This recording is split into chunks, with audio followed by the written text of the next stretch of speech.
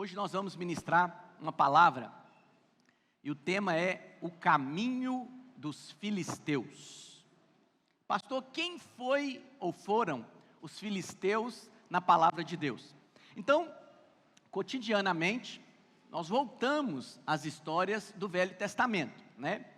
Porque nós partimos do pressuposto de que os irmãos ainda não tiveram a oportunidade de ler toda a Bíblia, ainda são novos na vida da igreja. Então você que já conhece, né, o texto bíblico, a história, você tem que ter paciência com os mais novos e ajudá-los a fortalecer no conhecimento bíblico. A Bíblia diz que o povo de Israel, ele estava cativo no Egito, debaixo da opressão de Faraó. Isso tudo são símbolos. O que são símbolos?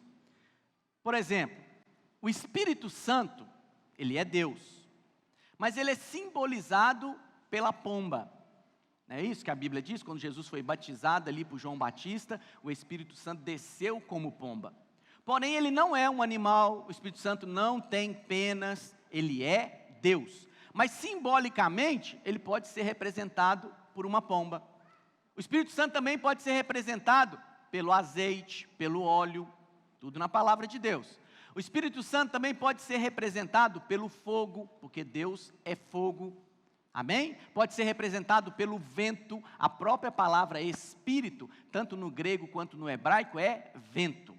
Então isso tudo é para simbolizar o Espírito Santo, não quer dizer que de fato sejam essas coisas. Da mesma maneira, a história do povo de Israel cativo e a sua libertação é simbólico e aponta para nós. Então, por exemplo, o Egito aponta para o mundo. Israel aponta para nós. Nós somos o Israel de Deus, o Israel espiritual de Deus. E à semelhança do povo de Israel, nós estávamos cativos no Egito, cativos no mundo, debaixo da opressão de Faraó. Então, quem é que Faraó simboliza? O diabo. E aí, Deus levanta Moisés. Moisés é um tipo de Cristo no Velho Testamento. Ele é o libertador que tira o povo do Egito, debaixo da opressão de Faraó, e vai então conduzir o povo para a terra da promessa, para Canaã. A vontade de Deus, ao te livrar do mundo, ao te livrar da opressão do diabo, é te conduzir para a promessa. O que é a Canaã para nós, filhos de Deus? É uma vida no descanso. Canaã é a vida onde você experimenta de vitória. Não estou dizendo que você não vai ter luta, não vai ter tribulação, vai sim, mas em cada luta, em cada tribulação, você pode sim experimentar de vitória.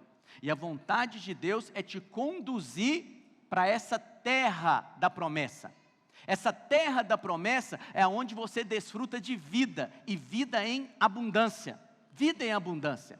E é sobre isso que nós vamos falar. Qual o caminho que o Senhor me conduz para eu me apropriar da promessa dEle para a minha vida? Para que eu possa me apropriar daquilo que Deus tem para mim. Um casamento bem sucedido, finanças prósperas, uma saúde no meu corpo físico, alegria, né, no meu espírito. Qual o caminho que o Senhor me conduz? E é sobre isso que nós vamos meditar nessa noite. Mas você também não pode deixar de se lembrar que esse mundo, irmãos, ele está debaixo da opressão do maligno, do diabo. O Senhor Jesus disse que o diabo é o príncipe desse mundo. João vai dizer que esse mundo jaz no maligno. Então as pessoas que estão lá fora, elas estão sim debaixo de opressão maligna. Algumas estão literalmente possessas, mas as que não estão possessas estão debaixo do jugo do maligno, porque elas estão nesse mundo. Por isso que elas têm uma necessidade, uma urgência de ouvirem a mensagem do Evangelho, para que elas possam ser tiradas do império das trevas e conduzidas para o reino do Filho do seu amor. Amém? Muitos irmãos perguntam, recentemente, uma irmã me perguntou: pastor, na igreja videira, nós podemos ou não ouvir músicas seculares? Falei, olha, irmã, você é livre. Você é livre. Você ouve o que você quer. Mas seja seletivo, porque nada é neutro. Tudo é uma questão de alimento. Alimento. Como eu disse para você, essas pessoas aí do mundo estão sob opressão do diabo. Então você, eu gosto da música do fulano. Você está se alimentando da música do fulano ou do beltrano. Mas não se estranhe se daqui a pouco você vê-lo da mídia falando com voz diferente. Ou vê-lo dando uma entrevista falando que ele deu vontade de dar um tiro na cabeça, de tão oprimido que estava. Ele não tem vida para compartilhar para você. Ele não tem graça de Deus fluindo dele. Então para que você vai alimentar dessa comida? Seja seletivo no alimento, seja seletivo naquilo que enche o seu espírito de vida. Amém? Não é uma questão de proibição, é uma questão de entendimento e clareza. Se eu vou me alimentar, eu vou comer de uma comida boa, algo que enche o meu espírito de vida. Amém? Então, Deus levanta Moisés como libertador para tirar o povo da escravidão do Egito e conduzi-lo até Canaã, a terra da promessa. Vamos ver o texto? O que o Senhor diz nessa condução? Lá em Êxodo 13, versículo 17, a palavra de Deus nos diz assim: tendo Faraó deixado ir o povo, Deus não o levou pelo caminho da terra dos filisteus, posto que mais perto. Então olha, o Senhor tirou o povo do Egito, e aí ele poderia conduzir esse povo por um caminho, chamado de caminho dos filisteus. E esse caminho era mais perto. Mais perto. É algo que nós somos tendenciosos a escolher. Nós queremos o mais perto, o mais fácil, o mais prático. Nós queremos aquilo que resolve o problema rapidamente. Mas o que resolvia que seria mais perto para o povo, seria o caminho dos filisteus. E o Senhor falou, não vou deixá-los passar por esse caminho, mesmo sendo mais perto. Pois disse, para que porventura o povo não se arrependa, vendo a guerra e torne ao Egito.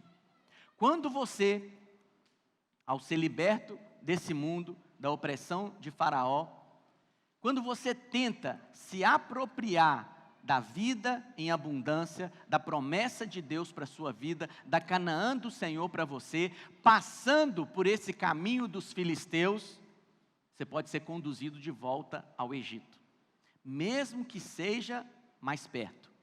Mas o Senhor falou, versículo 18,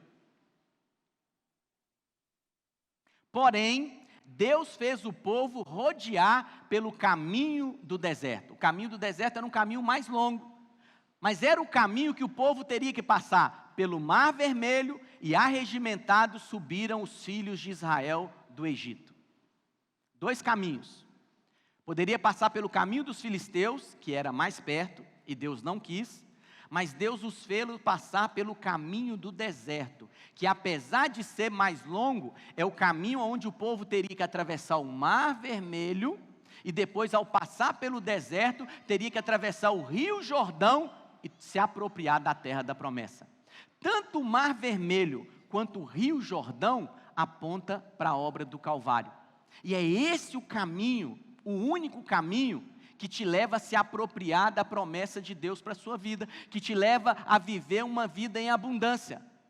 Então, corra de pessoas que querem dizer para você que você tem que fazer alguma coisa, que para você poder experimentar de vitória na sua vida, você tem que, isso depende daquilo que você faz. Não depende, isso é caminho de filisteu.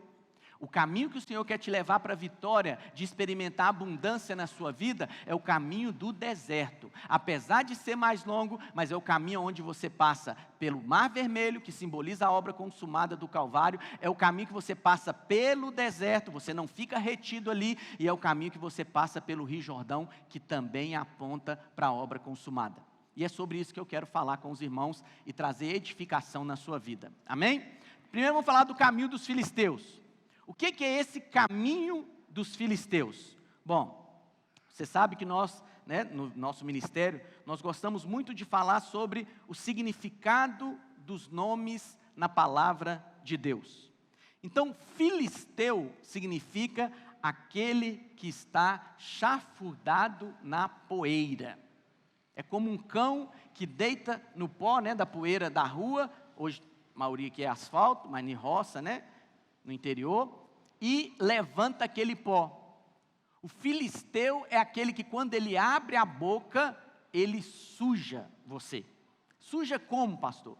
Que em vez dele centralizar a obra consumada do Calvário, em vez dele centralizar o que Cristo fez, ele centraliza o homem. Ele mostra o quanto o homem está inadequado, o quanto o homem tem falha, o quanto o homem precisa mudar, para quem sabe, talvez, ele receber algo da parte de Deus. Esse é o caminho dos filisteus. Mas olha, o povo de Israel, quando ele estava prestes, né, a entrar em Canaã, a Bíblia diz que eles pediram para enviar espias, para olharem a terra. Não foi Deus quem pediu, Deus permitiu, mas foi o povo que pediu. E a Bíblia diz que Moisés gostou da ideia. Moisés então levantou ali 12 espias. Vamos ver esse texto? Está lá em Deuteronômio 1:22. Então, isso é Moisés falando com o povo. Então todos vós vos chegastes a mim e disseste: mandemos homens adiante de nós, para que nos espiem a terra e nos digam por que caminho devemos subir e a que cidades devemos ir. Deus não precisa mandar espia. Deus não precisa mandar olhar o tamanho da muralha que deve ser derrubada. Vai cair de qualquer jeito. Deus não precisa olhar, né, o tamanho dos inimigos, quantos são os inimigos, qual a força dos inimigos para derrotá-los. Irão todos serem derrotados. Mas o povo pediu.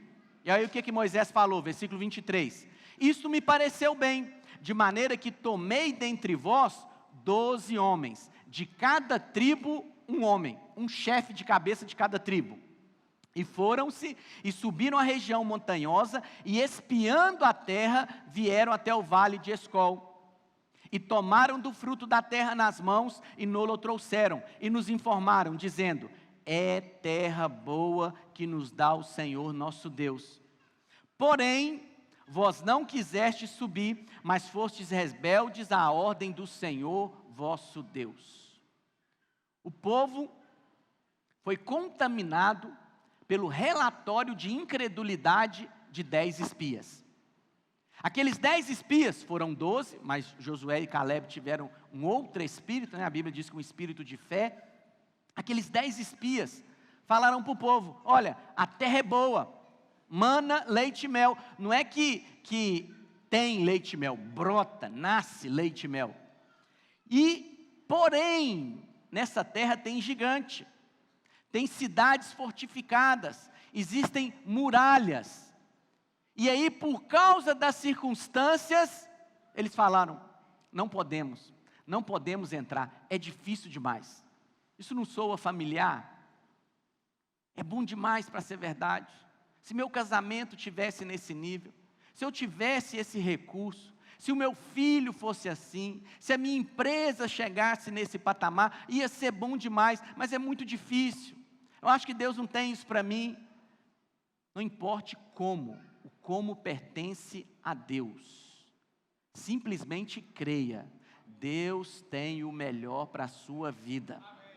Você tem que manter posição, ficar firme nessa posição. Eles não entraram porque não creram. Mas o que os levou a não crer? Qual pensamento veio antes da falta de crença? Que Deus os faria entrar e se apropriar da herança. Olha o versículo 27. Murmurastes nas vossas tendas e dissestes. Então, Moisés está falando: olha, vocês murmuraram dentro de casa. Tenda aqui é casa. Murmurou ali para a esposa, murmurou ali com os filhos. Você não teve coragem de murmurar no culto, na célula, no ambiente aberto, não. Você murmurou dentro de casa. E o que você estava falando dentro de casa? tem o Senhor contra nós ódio. Por isso nos tirou da terra do Egito, para nos entregar nas mãos dos amorreus e destruir-nos. Presta atenção no que eu vou te dizer. O povo não creu, porque eles não sabiam que eram amados. O que alimenta a sua fé é você ter revelação. João vai dizer, nós sabemos e cremos no amor que Deus tem para conosco. O que leva você a crer nas promessas de Deus e avançar em possuir a promessa de Deus para a sua vida, é você ter essa revelação, eu sou o amado de Deus. Ah, pastor, na videira, todo domingo é isso, Jesus te ama, Jesus te ama. Onde é que isso vai me levar a avançar? Onde é que eu vou crescer com isso? Pois é, Lutero foi um reformador, que todos os dias ele tinha que pregar o evangelho, para qualquer pessoa. E aí perguntaram para ele, por que você prega o evangelho todos os dias? Para que eu não me esqueça o quanto ele me amou. Todos os dias isso deve ser o alimento diário. Eu sou o amado de Deus, Deus me ama. E ele provou que me ama não foi nas circunstâncias, porque circunstâncias, irmãos, são instáveis. Uma hora está bom para o seu lado, outra hora vem uma luta. Se você for basear o amor que Deus tem para com você nas circunstâncias, você vai ficar bem me quer, mal me quer. Conhece essa brincadeira de criança? Também as suas emoções são instáveis. Uma hora você está em paz, outra hora te fazem uma coisa e você fica nervoso. Uma hora você está sentindo que é amado de Deus. É muito bom sentir, de fato, mas não confie nas suas emoções, porque outras vezes você não vai estar sentindo nada. Mas você não vive por aquilo que você vê nas circunstâncias, você não vive por aquilo que você sente nas suas emoções, você vive pela fé. Deus me ama, e Ele provou que me ama na cruz do Calvário, entregando o seu Filho para morrer por mim, quando eu era ainda um pecador, inimigo dEle. Se alimente disso.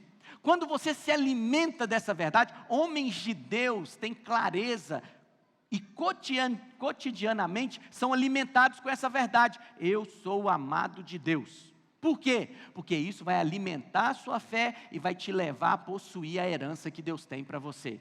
Amém? Esse é o caminho para que você possa crer e entrar. A única condição de você receber e desfrutar da herança que Deus tem para a sua vida é a fé. E a sua fé é alimentada da sua percepção ou revelação do quanto você é amado de Deus. Mas o caminho dos filisteus, pastor, o que é esse caminho? Eu disse para você que o nome filisteu significa chafurdado na poeira, no pó. O caminho do filisteu, apesar de ser o caminho mais curto, é aquele caminho que leva você a fazer, que coloca o homem no centro. Pastor, filisteu não aponta para o mundo? Não. O mundo eu disse para você que é o Egito. Aliás, na Bíblia você tem três símbolos que representam o mundo. Você tem Sodoma, que representa o mundo no sentido da lascívia, da luxúria. Você tem Babilônia, que representa o mundo na religião. E qual que é a religião desse mundo? É a religião do merecimento. É a religião de fazer uma barganha com Deus. Mas a única moeda celestial que tem valor no céu é a fé. É a fé. Então, por exemplo, você tem religiões, toda religião é baseada na troca, só muda o tipo de moeda. Você tem religiões que a moeda deles é a penitência, né? Então ele vai caminhar de joelho, vai esfolar o joelho, ele vai colocar o corpo físico dele num sofrimento, porque ele acha que isso vai comprar a bênção dele. Tem outras religiões que a bênção são as boas obras, né? Então ele vai ajudar o pobre, ele vai dar sopa lá para o necessitado. Não estou dizendo que essas coisas não são boas. Você tem que ajudar o pobre. Porém, não para ser abençoado. Você ajuda porque você já foi abençoado. Quantos entendem o que eu estou dizendo? Então essa é a moeda de troca. Tem outras religiões que a moeda de troca é o comportamento, né? Então se eu for uma pessoa honesta, ter o meu caráter aprovado, eu mereço receber a bênção de Deus. E tem outras religiões que a moeda é o dinheiro mesmo. Traz o seu Isaac, compra a sua bênção que você vai receber. Mas vê, é tudo religião. É o pensamento desse mundo, é a Babilônia, que é a religiosidade. Fala a verdade, irmãos, dessa moeda, o dinheiro é a mais fácil, né? Porque esfolar joelho, não. Melhor você pagar, quanto que é a bênção? Fala aí que eu vou comprar minha bênção. E qual que é a mentalidade? Que agora eu fiz a minha parte, Deus tem que fazer a parte dele. Deus agora se torna devedor. Porque você chega diante de Deus para cobrar a Deus. Ó, eu entreguei o meu dízimo, o Senhor faz a sua parte. Olha, eu tenho um caráter ilibado, eu me comporto muito bem, então agora o Senhor tem que fazer a sua parte. Só que não funciona assim, não funciona. Deus é muito rico para Ele ter a necessidade de vender alguma coisa. Mas mesmo se Ele fosse vender, para quem Ele venderia? Porque você é muito pobre para dar conta de comprar algo de Deus. Então o que Deus faz? Te dá de graça, e é de graça que você recebe. Então quando você vem à presença do Senhor e fala, Pai, eu não sou um bom cidadão, eu não sou aprovado, eu tenho minha vida aqui, não é tudo perfeitinha, mas eu venho para receber sem merecer. Essa é a fé que abre as janelas do céu. Quando você vem confiado, não no seu merecimento, mas no merecimento de Cristo, e vem para receber de graça. Você tem dois textos bíblicos, onde o Senhor Jesus vai elogiar a fé de duas pessoas. Uma está lá em Mateus 8, a partir do versículo 5, que nos conta a história, Mateus 8, a partir do 5, que nos conta a história de uma mulher cananeia. Era uma mulher que vivia na terra de Canaã, né, os cananeus. E a Bíblia diz então que essa mulher veio ter com o Senhor Jesus para interceder pela sua filha. Olha o que o texto diz. Tendo Jesus entrado em Cafarnaum, apresentou-lhe um centurião, implorando. Sim. Eu vou para o centurião primeiro, perdão. Esse centurião romano, eu vou chegar na mulher cananeia daqui a pouco. Esse centurião romano é alguém que não era de Israel, ele era de Roma, e ele veio pedir ao Senhor, interceder ao Senhor, para curar o servo dele. Então olha o que o texto diz. Senhor, o meu criado jaz em casa, de cama, paralítico, sofrendo horrivelmente. Jesus lhe disse, eu irei curá-lo, porque o Senhor é assim. Todo o que pede, recebe. Se você chega com uma demanda diante do Senhor, Ele está pronto para te atender. Versículo 8. Mas o centurião respondeu, Senhor, não sou digno de que entres em minha casa, mas apenas manda com uma palavra e o meu rapaz será curado. Pois também eu sou homem, sujeito à autoridade, tenho soldados às minhas ordens e digo a este, vai, e ele vai, e a outro, vem, e ele vem, e ao meu servo, faze isto, e ele o faz. Ouvindo isto, admirou-se Jesus, e disse aos que o seguiam, em verdade vos afirmo que nem mesmo em Israel achei fé como esta. Nem João Batista teve fé como desse centurião. Algumas pessoas vão dizer que é porque esse centurião, ele atraiu os olhares do Senhor Jesus, porque ele era alguém que entendia a autoridade do Senhor Jesus. E realmente o Senhor Jesus foi dado a ele toda a autoridade, no céu, na terra e debaixo da terra. Mas olha, não foi por isso que o Senhor elogiou a fé dele. Foi por outro motivo. E eu quero falar comparando esse centurião com a mulher cananeia. Agora eu cheguei nela. Projeta aí, por favor, Mateus 15, do 21 ao 28. Essa mulher então veio interceder pela filha. Partindo Jesus dali, retirou-se para os lados de Tiro e Sidom. E eis que uma mulher cananeia, que viera daquelas regiões, clamava: Senhor, filho de Davi, tem compaixão de mim, minha filha está horrivelmente endemoniada. Ele, porém, não lhe respondeu palavra, e os seus discípulos, aproximando-se, rogaram-lhe: despede-a, pois vem clamando atrás de nós. Mas Jesus respondeu: não fui enviado, senão as ovelhas perdidas da casa de Israel. Ela, porém, veio e o adorou, dizendo: Senhor, socorre-me. Então ele respondendo disse: não é bom tomar o pão dos filhos e lançá-lo aos cachorrinhos. Chamou ela de cadela. Ela, contudo, replicou: sim, Senhor, porém os cachorrinhos comem das migalhas que caem da mesa dos seus donos. Então lhe disse Jesus: ó mulher, grande é a tua fé, faça-se contigo como queres. E desde aquele momento sua filha ficou sã. Duas pessoas que o Senhor elogiou: a mulher cananeia e o centurião romano. Do centurião dizem que é porque ele compreendia a autoridade do Senhor Jesus. E dessa mulher cananeia, dizem que é porque ela insistiu em oração. Ela não desistiu, ela perseverou. Realmente, você deve perseverar em pedir ao Senhor até receber. Mas não é isso que atraiu os olhos do céu. O que esses dois, a mulher cananeia e o centurião, têm em comum? Ambos não são de Israel. Ele era romano e ela era cananeia. E o Senhor Jesus veio primeiro para os filhos de Israel. Então eles não mereciam a bênção, mas eles chegaram confiados no favor imerecido. Essa é a fé que agrada aos céus. É quando você chega não confiado que você fez a sua parte. É quando você chega confiado que a obra consumada do Calvário foi suficiente para que você possa ser abençoado em todas as coisas. Fé sem merecer. Irmãos, é mais difícil você crer quando você não merece, do que você crê quando você acha que merece. Na realidade, nós não merecemos hora nenhuma, hora nenhuma. Feliz é o homem que entende que na sua carne não habita bem nenhum.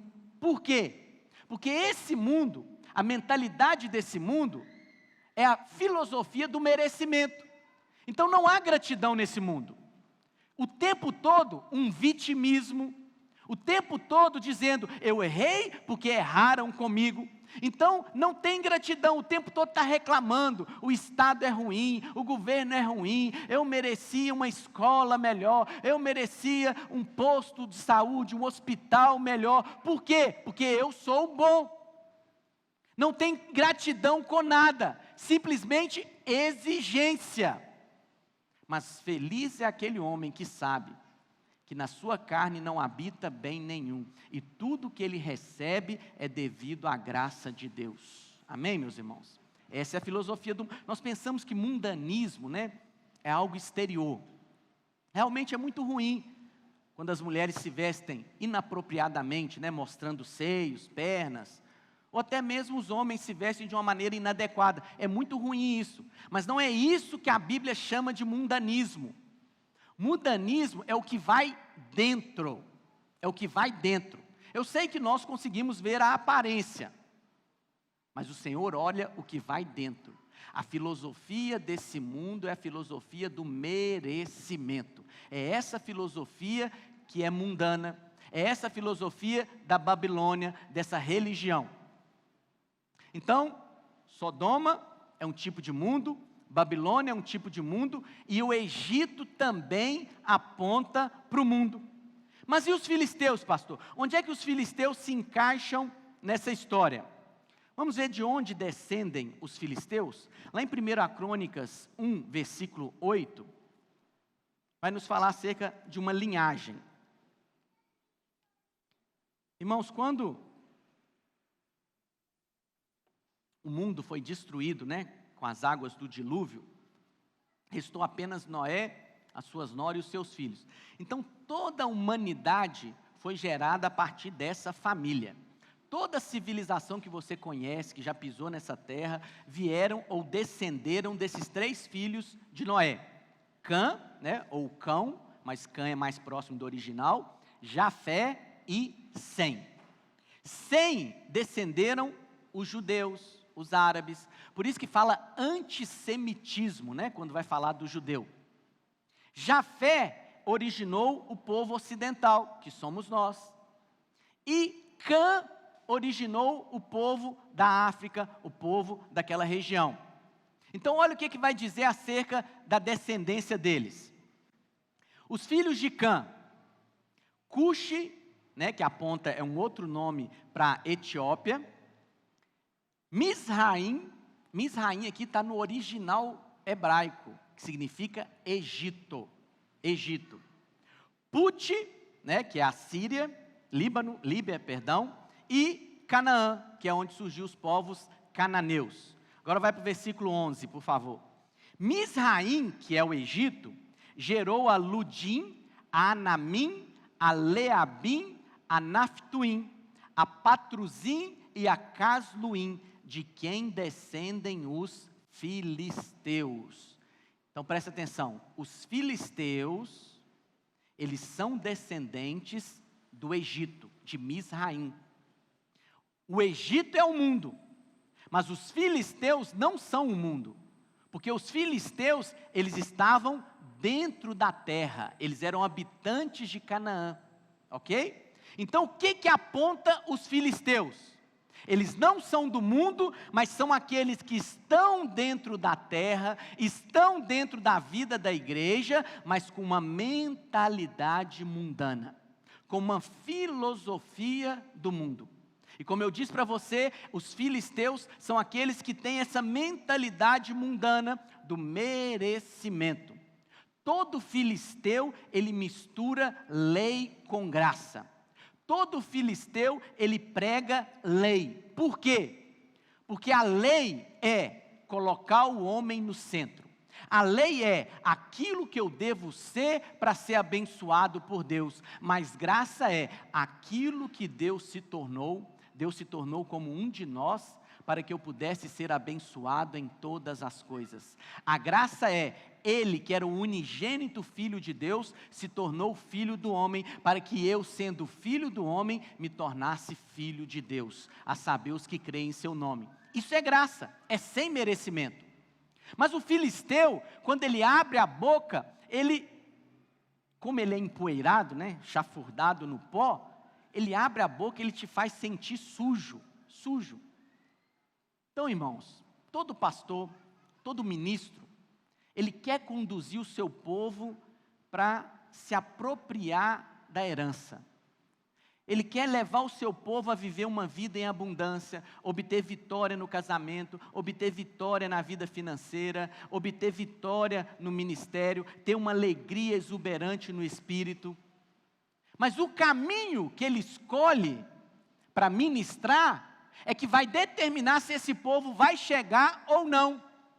Infelizmente, tem muitos filisteus na vida da igreja. Pastor, como é que eu posso diferenciar um filisteu e alguém que não é? Ou, né, um de Israel, vamos dizer assim.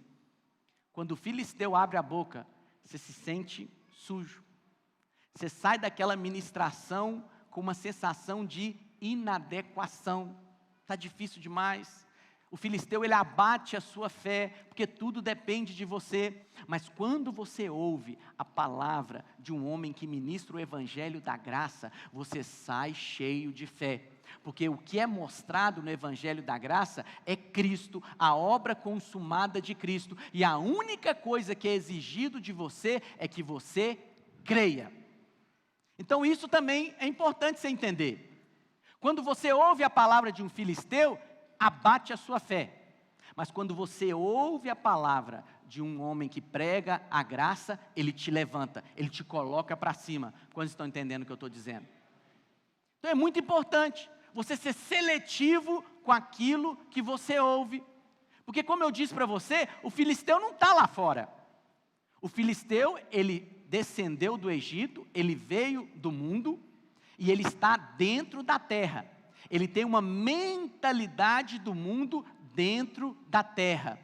Mas esse caminho do filisteu não vai te levar a se apropriar daquilo que Deus tem para você. Quantos querem ter casamentos abençoados aqui? Vida plena no Espírito. provisão sobrenatural da parte de Deus. Você não vai se apropriar entrando pelo caminho dos filisteus. Não vai. A única maneira de você entrar e desfrutar da promessa que Deus tem para você é passando pelo caminho do deserto. Pastor, mas o deserto é muito ruim. De fato, o deserto é ruim, irmãos, mas olha, o deserto não é para você ficar. O deserto é para você passar. Então o povo, ele foi conduzido pelo caminho do deserto. Eles chegaram, o primeiro obstáculo deles foi o Mar Vermelho. E atrás, no encalço deles, estava Faraó e os seus cavaleiros. Quando eles chegaram no Mar Vermelho, olharam para trás, Faraó estava vindo. Moisés perguntou: o que eu farei, Senhor? O Senhor falou: por que você está clamando? Toca o bordão na água. E a Bíblia diz que quando Moisés tocou o bordão nas águas, as águas se partiram ao meio e o povo passou com o pé enxuto no meio. Faraó então veio com seus cavaleiros. Quando eles estavam atravessando o Mar Vermelho, as águas então se fecharam. E Faraó e os seus cavaleiros foram destruídos pelas águas do Mar Vermelho. O que isso aponta? O Mar Vermelho aponta para a obra consumada da cruz. O Faraó aponta para o diabo. Na obra consumada do Calvário, todo o poder maligno foi destruído. Aquele que tinha o poder da morte, ele foi despojado. Aquele que tinha o poder da morte, ele te escravizava pelo medo. Medo de se encontrar com Deus, medo te prendendo através de condenação, acusação, mas pelas águas do Mar Vermelho, pela obra consumada do Calvário, todo o domínio do diabo, toda a opressão maligna sobre a sua vida foi destruída. Por que eu tenho que renovar a minha mente? Para desfrutar da herança.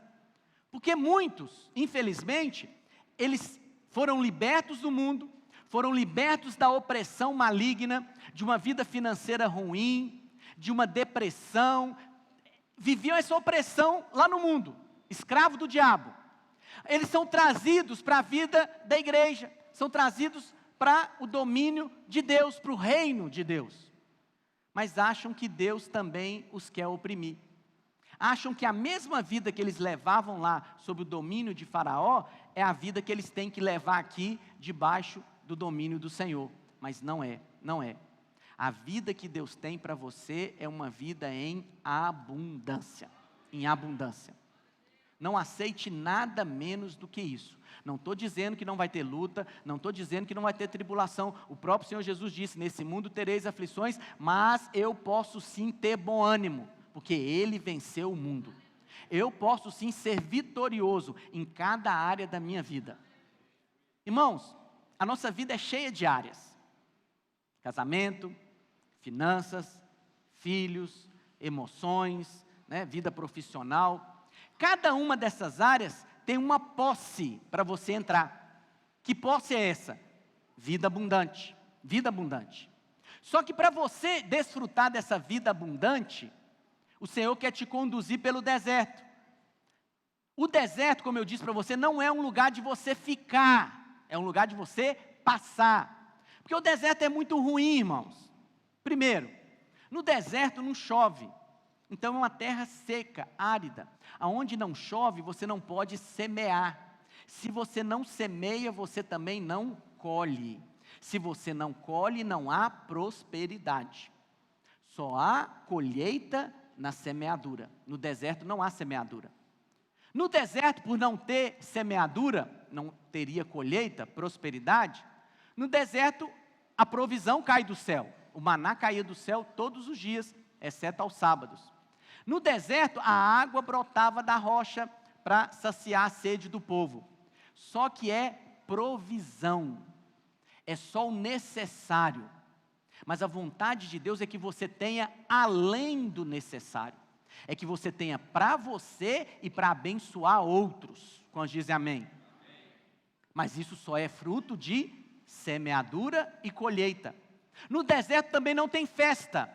Porque festa, irmãos, é resultado de colheita, Aqui nós somos uma cidade industrializada, mas nessas cidades próximas aqui você tem festa do arroz, né? Festa da manga. Por quê? Porque é uma festa proveniente da celebração da colheita. Então no deserto não tem celebração. Outra coisa que no deserto não tem, é muito monótono, porque não tem trabalho, é um tédio, é um tédio. No deserto também, por ser uma terra seca, árida, não tem crescimento. A vontade de Deus é te levar para Canaã, aonde você vai frutificar na presença de Deus, aonde você vai, Deus quer que você passe por todos os processos. Deus quer que você lance a semente, Deus quer que você are a terra, Deus quer que você ore para que a chuva do céu caia, porque chuva do céu é bênção. Deus quer que você colha os frutos, Deus quer que você desfrute de cada processo, mas isso é somente quando você entra na posse da herança. Mas olha, mesmo quando você entra na posse da herança em determinadas áreas da sua vida, Deus quer te levar para uma área mais elevada. Então, por exemplo, né, você entrou aí na posse da herança ministerial. Né, vamos supor, você está ali desfrutando da sua célula, está sendo bem sucedido, né, os irmãos estão sendo alimentados através da sua vida, está tendo cura, milagres, pessoas estão sendo evangelizadas, salvas, você está desfrutando de vida abundante ali, você tomou posse, entrou na terra, mas o Senhor agora quer te levar numa terra mais ampla, e todas as vezes que Ele quer levar você a desfrutar de uma promessa, né, se apropriar da terra que Ele tem para você, da vida em abundância que Ele tem para você, você vai ser provado. E a prova que o Senhor faz conosco é sempre para nos aprovar. Deus jamais, né, hoje teve até prova do Enem aí, Deus jamais vai te dar uma prova para te reprovar, para te abater. E o que é provado? A nossa fé. Eu não sei se isso é para mim não, isso é muito para mim, não, é difícil demais chegar nesse nível. Para de falar isso, eu creio, Deus tem uma herança para a minha vida, e eu vou desfrutar da vida abundante de Deus em cada área da minha vida, porque é isso que Ele tem para mim. Mas infelizmente tem pessoas ainda com a cabeça oprimida pelo diabo, acha que a vida cristã é uma vida de peso, de fardo, de jugo. Não é, não é. A vida cristã é uma vida de desfrute na presença de Deus. É uma vida onde você vive constantemente experimentando vitória. Tem luta, tem tribulação? Não vou negar, tenho. Mas em todas essas coisas nós somos mais do que vencedores por meio daquele que nos amou. Amém? Então o povo passou pelo Mar Vermelho. O poder do diabo foi destruído ali, né, nas águas do Mar Vermelho, Faraó e os seus cavaleiros. O povo então atravessa o deserto. E agora o povo, passaram-se os 40 anos, né, Josué agora é o líder do povo. Eles estão prestes a entrar em Canaã. Mas agora havia o Rio Jordão. O Rio Jordão também aponta para a obra consumada do Calvário. Olha o que a palavra de Deus vai nos dizer. Josué 3,16. O Senhor fala com Josué. Os sacerdotes carregando a arca aponta para o Senhor Jesus Cristo. Eles vão chegar às margens do Rio Jordão, e quando eles colocarem os pés sobre as águas, o que aconteceu? As águas pararam. É como se fosse uma represa, um montão de água. E eles passaram com o pé enxuto. Olha o que o texto diz. Pararam-se as águas que vinham de cima, levantaram-se no montão, como se fosse uma represa, né? Uma parede, e a água ficou represada. Muito longe da cidade de Adã. Adã, que é Adão. Nada na Bíblia é por acaso, tudo é para nossa instrução e edificação. Por que as águas pararam em Adão? O que significa? Que a obra consumada do Calvário desfez toda a maldição que pesava sobre as nossas vidas desde Adão. Então, quando você agora atravessa o Rio Jordão, a maldição não pode mais tocar na sua vida. Porque aquele que era abençoado, ele se fez maldito no nosso lugar, para que nós que éramos amaldiçoados, pudéssemos desfrutar de todas as bênçãos nas regiões celestiais em Cristo Jesus. E estava a arca no meio. Todas as vezes que você tiver que atravessar pelo vale árido, tiver que atravessar pelo vale da sombra da morte, lembra disso. Tem uma arca no meio, eu não estou sozinho, o Senhor está comigo e eu posso ter plena convicção de que eu terei vitória. Amém? Então, esse é o caminho do deserto. Por um lado, eu atravesso o Mar Vermelho, a obra consumada desfez toda a obra do diabo. O diabo não tem mais poder na minha vida, ele não pode mais me tocar. Por outro lado, eu atravesso o Rio Jordão, maldição mais nenhuma pesa sobre a minha vida, porque a maldição foi cravada na cruz do Calvário. Mas o povo estava lá para entrar, passando pelo Rio Jordão. Mas a Bíblia diz também, lá em Números 13, versículo 27,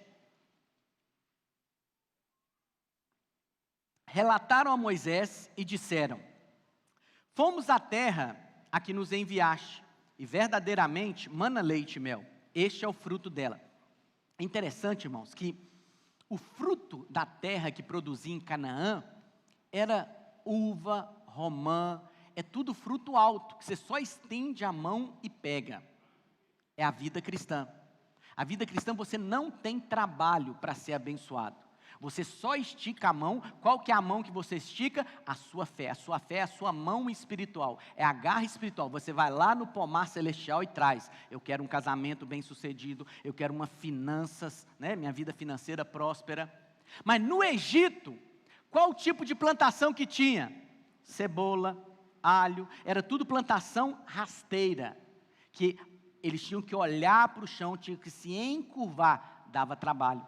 Andava com a cabeça cabisbaixo, né? Andava cabisbaixo. Mas em Canaã não. Em Canaã você olha para o céu. É de lá que vem o meu socorro, é de lá que vem a minha provisão. Fomos à terra que nos enviaste, e verdadeiramente, sem dúvida, mana leite e mel. Este é o fruto dela. Versículo 28. O povo, porém, né? Mas que habita nessa terra é poderoso, e as cidades muito grandes e fortificadas. Também vimos ali os filhos de Anak. Nada na Bíblia por acaso. Anak. O que significa a palavra Anak? Significa corrente no pescoço, jugo. Por que o povo não entrou na terra? Eles viram que a terra era boa, mas eles enxergaram ali Anak. Enxergaram aquele que coloca um jugo, uma corrente no pescoço.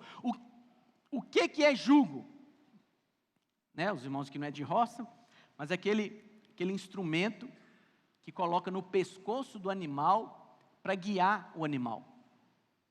E o que esse povo, apesar de ter saído do Egito, de não ser mais escravo, eles ainda tinham uma mentalidade de escravo. Aquele que tem uma mentalidade de escravo, ele não se apropria da promessa para os filhos. Por isso que você tem que renovar a sua mente, para você experimentar de boa, perfeita e agradável vontade do Senhor para a sua vida. Eles estavam debaixo desse jugo. E a Bíblia vai falar pelo menos 3 jugos. 3 jugos. Que pode retê-lo ou te reter de apropriar da promessa que Deus tem para a sua vida, da vida abundante que Ele tem para você. O primeiro jugo é o jugo do pecado. Mas o que você tem que entender? O pecado foi resolvido na cruz do Calvário. Todos os seus pecados foram perdoados. Eu sei que às vezes a gente usa, né, expressões, e até por usar tanto, parece que perde o poder, né? Por exemplo, o sangue de Jesus tem poder, mas tem poder mesmo. O sangue de Jesus foi aplicado sobre a sua vida. Onde o sangue está, o diabo não pode tocar mais. O sangue de Jesus cobre a sua casa, o sangue de Jesus cobre a vida dos seus filhos, ele cobre o seu trabalho, ele cobre cada área da sua vida, e aonde o sangue está, o maligno não pode tocar. Então o jugo do pecado é um jugo, um peso, que o diabo quer manter os filhos de Deus debaixo de escravidão. Como, pastor? O tempo todo com consciência de pecado, consciência do erro, consciência do quanto ele é falho, do quanto ele está errado. Como é que eu vou experimentar essa vida abundante no meu casamento? Eu sou um pecador, eu tenho tantos erros na minha vida. Não entra, porque esse jugo prende você na escravidão. Mas o pecado foi resolvido. Na cruz do Calvário, todos os seus pecados foram perdoados. Lamentações 1,14, a palavra do Senhor vai nos dizer: o jugo das minhas transgressões está atado pela sua mão. Fala assim comigo: estava, não está mais. Portanto, não ande debaixo de condenação de pecado. Não ande com esse jugo de mentalidade de pecado. Ande na liberdade dos filhos de Deus. Ande consciente do perdão. Não estou dizendo que você não vai ter falha, mas no momento que você falhar, a confissão mais santa que você pode fazer é: eu estou perdoado. Não me orgulho do que eu fiz, realmente está errado, mas eu estou perdoado, porque na cruz do Calvário todos os meus pecados foram perdoados, passado, presente e futuro. Esse é um jugo que o diabo tenta te prender para você não entrar na posse da herança. O outro jugo que a Bíblia fala é o jugo da lei. Está lá em Atos 15, versículo 10. Agora, pois, por que tentais a Deus? Irmãos, tentar a Deus é uma coisa séria, não é? E aonde que está dizendo que as pessoas tentam a Deus? Pondo sobre a cerviz dos discípulos um jugo que nem nossos pais puderam suportar, nem nós. Esse jugo é o jugo da lei. O que é lei? Lei é aquilo que eu devo fazer, o que eu devo ser para receber a bênção de Deus. O que é graça? Graça é aquilo que Deus se tornou. Deus se tornou como um de nós para que eu pudesse me tornar filho de Deus. Eu recebo todas as bênçãos de Deus pela graça, não é pelo merecimento. Mas a lei é um jugo, e esse jugo da lei para você, não deixa você entrar na posse da herança. Porque a lei o tempo todo está mostrando o quão desqualificado você está muito aquém do que deveria ser. A lei te prende debaixo de condenação, a lei te prende debaixo de acusação e não deixa você apropriar. Então, por exemplo, eu não sei qual área que você não está desfrutando, mas com certeza tem áreas na sua vida que você precisa se apropriar. E em nome de Jesus, vai ser esse o tempo. Vamos supor que é o seu casamento. Mas se você olha para o seu casamento e você fala: não, eu não sou o marido que eu deveria ser. Primeiro eu tenho que mudar muita coisa para desfrutar de um casamento bom. Isso é jugo da lei, não vai desfrutar, não vai desfrutar. Você tem que olhar para o seu casamento e falar: eu creio, eu sou filho de Deus, eu posso desfrutar de um casamento abençoado, eu posso desfrutar de vida plena no meu casamento, eu não aceito jugo maligno na minha casa, eu sou filho de Deus, eu posso viver o melhor de Deus. Quantos dizem amém? Porque eu recebo tudo pela graça, pela graça. Mas a lei é um jugo que tem de te prender, não quer permitir que você entre e tome posse da herança. O terceiro jugo que a Bíblia fala é o jugo desigual. 2 Coríntios 6, versículo 14. Talvez esse seja um jugo difícil para algumas pessoas se libertarem. A palavra de Deus diz assim: não vos ponhais em jugo desigual com os incrédulos. Pastor, o que significa jugo desigual? Jugo desigual é pegar Josué e Calebe, que creram, e juntar ele com os 10 incrédulos. Jugo desigual é alguém que crê andar com quem não crê. E eu estou falando isso não é só com ímpio não, é dentro da vida da igreja. Não ande com pessoas que não têm o mesmo espírito de fé que você. Não ande com pessoas que não levante a sua fé. Que você está passando por uma dificuldade e ele fala, Deus tem o melhor para você, pode crer, você vai ser surpreendido com a graça de Deus. Não ande com pessoas que quando você compartilha os seus sonhos, ela fala, não, isso é demais para você, menos. Não, ande com pessoas que levantam o seu espírito. Com pessoas que têm uma palavra de Deus para alimentar você. Mas pastor, como é que eu vou fazer para cortar o relacionamento, pastor? É o meu irmão. Ok, faça como Davi. A Bíblia diz que Davi chegou lá, Golias estava afrontando o povo de Deus. Eliabe levantou, o irmão mais velho de Davi, e falou, eu sei por que você está aqui, você tem o coração malicioso, você veio foi só para ver a guerra, ver a nossa dificuldade. O que Davi fez? Desviou-se. O que você tem que fazer? Desvia, ande menos, compartilhe menos. Abra o seu coração com quem tem o mesmo espírito de fé que você.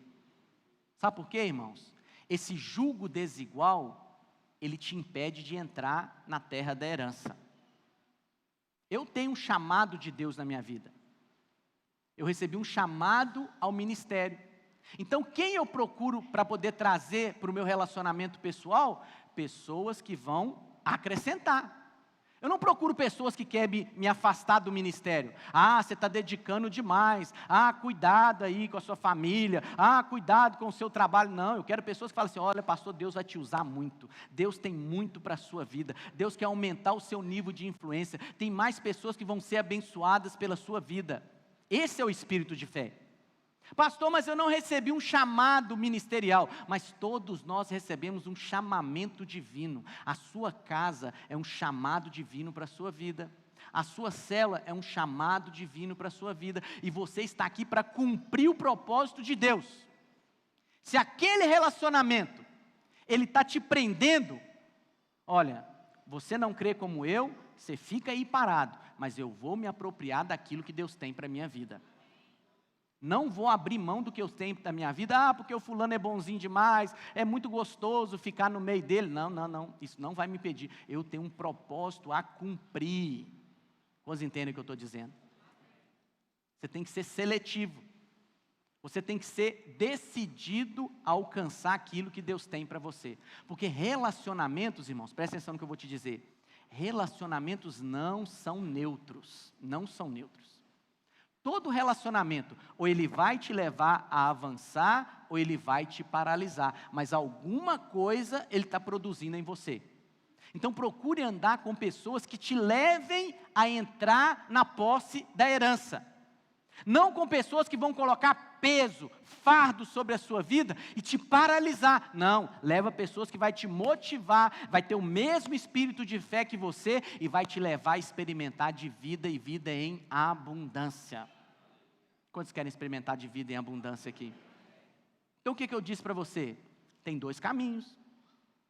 Para você alcançar a vida abundante, ou você vai pelo caminho dos filisteus, aonde tudo depende de você, aonde você anda pelo caminho da lei, aonde você anda pelo caminho do merecimento, ou você trilha o caminho do deserto, aonde você depende das águas do Mar Vermelho, aonde todo o poder do diabo é destruído, aonde você passa pelo deserto, a sua fé é provada, mas Deus quer te aprovar, e você passa pelo Rio Jordão, tem uma arca no meio. A obra consumada do Calvário destruiu toda a maldição que pesava sobre a sua vida. E a vontade de Deus é que você entre em Canaã.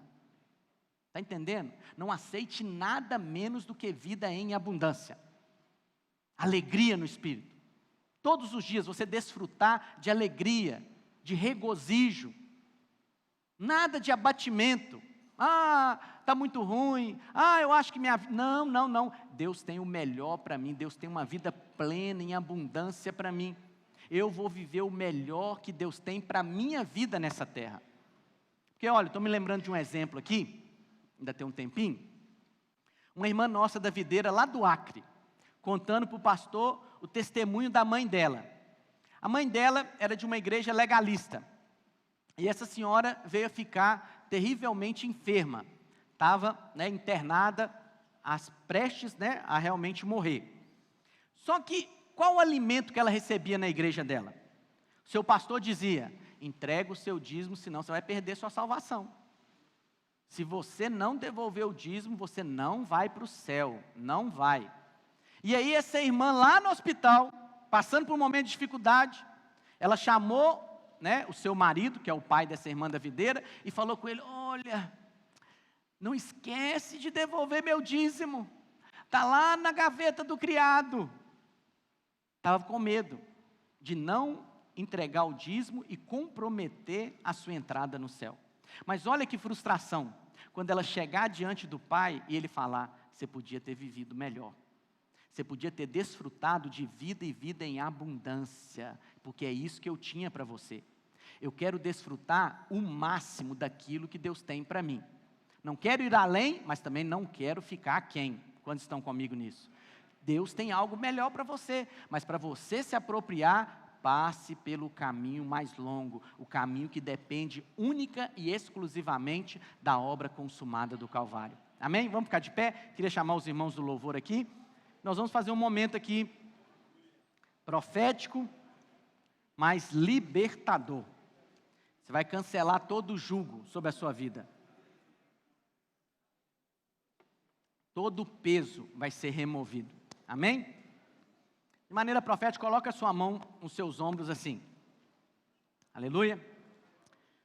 Fala comigo: eu rejeito e cancelo todo o jugo que pesava sobre a minha vida, o jugo do pecado, porque o pecado não tem poder sobre a minha vida. Eu sou liberto e eu tenho uma consciência de perdão. Eu rejeito e quebro todo o jugo da lei sobre a minha vida.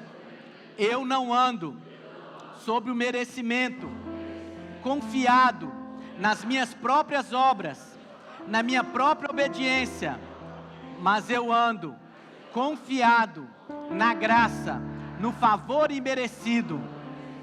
Eu rejeito e cancelo todo jugo desigual na minha vida. Eu rejeito todo relacionamento que são peso, que me paralisam e me impedem de apropriar da vida em abundância que Deus tem para mim. E eu me aproprio da posse, da herança que o Senhor Jesus, na cruz do Calvário, conquistou. Eu vou desfrutar de tudo aquilo que Deus tem para mim. Quantos dizem amém? Aleluia. Ministra ao Senhor.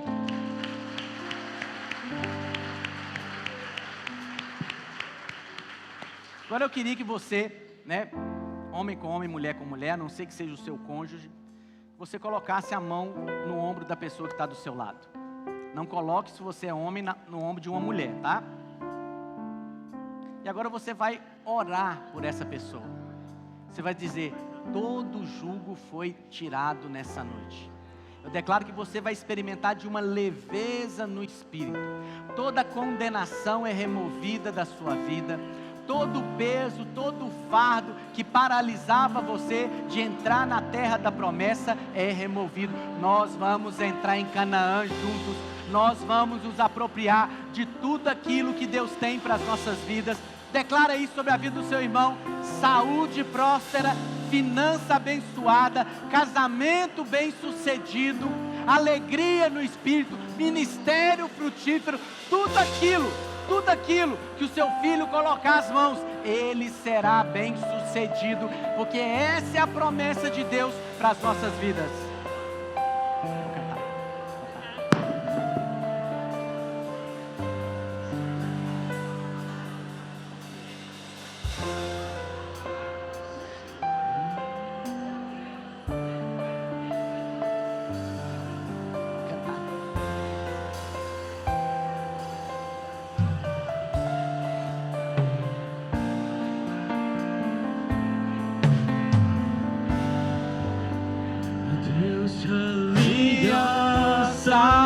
Deus, que não é homem pra mentir. Tudo pode passar, tudo pode mudar, mas tua palavra vai se cumprir. Deus de aliança, Deus de promessas, Deus que não é homem pra mentir. Tudo pode passar, tudo pode mudar, mas tua palavra vai se cumprir. Posso enfrentar o que for, eu sei quem luta por mim. Seus planos não podem ser frustrados. Diga aí. Minha esperança está nas mãos do grande eu sou. Seus olhos vão ver o impossível acontecer. Posso enfrentar o que for. Eu sei quem luta por mim. Seus planos não podem ser frustrados. Minha esperança está nas mãos do grande eu sou. Meus olhos vão ver o impossível acontecer. Declare que o Senhor é Deus de Deus de aliança. aliança, Deus de promessa, Deus que não é homem pra mentir. Tudo pode passar, tudo pode mudar, mas tua palavra vai se cumprir. Aleluia, aleluia. Crê nisso. Há uma palavra de Deus para a sua vida. Há uma promessa. E a promessa do Senhor Jesus é: eu vim para que tenham vida e a tenham em abundância. Abundância. Eu declaro que todo jugo, todo peso foi removido da sua vida nessa noite. E você está liberado para se apropriar da promessa de Deus em cada área da sua vida. Desfrutar de vida abundante em cada área da sua vida, em nome de Jesus. Amém? Ministra ao Senhor. Deus abençoe a sua semana e te fortaleça nesse espírito de fé.